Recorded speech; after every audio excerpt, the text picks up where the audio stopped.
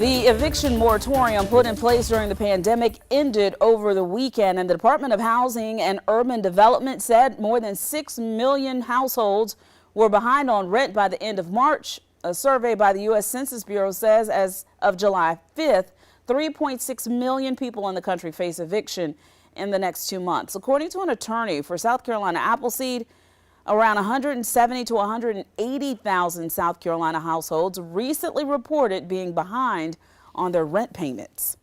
Rental assistance has also been slow throughout our state. The state's housing authority says federal requirements have slowed the assistance program down. This year, the state received $272 million in federal emergency rental assistance for 39 counties.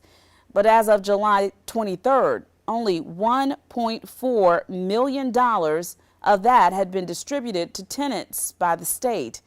Specific to Richland County's rental assistance funds, $9.6 million out of the $12.5 million it received has been distributed.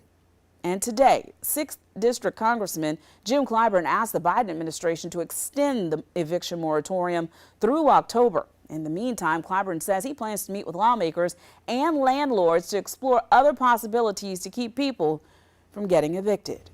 And roughly 10,000 South Carolinians are hoping for money to pay back rent through SC housing rental assistance programs alone.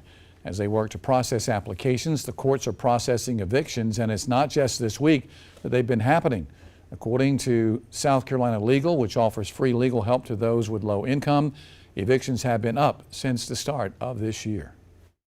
We at Legal Services have seen a significant increase, even during the time the CDC moratorium was in place, in private landlord-tenant evictions. More than 180% were filed or cases came into our office in the first quarter of 2021 than we had seen in the first quarter of 2020. Every case is different. If your issue is not being able to pay rent, and you can argue any kind of COVID connection to that, get into the rental assistance program pipeline as soon as possible. If you can at least explain to the magistrate or explain to the landlord, hey, I've applied, I've got all my paperwork in, we're just waiting on the decision, that's a much better position or much better argument to make than, I was thinking about applying. Those in need of assistance can visit our website for more information. You can also check with South Carolina Legal to see if you qualify. Again, go to our website for more information. That's WLTX.com.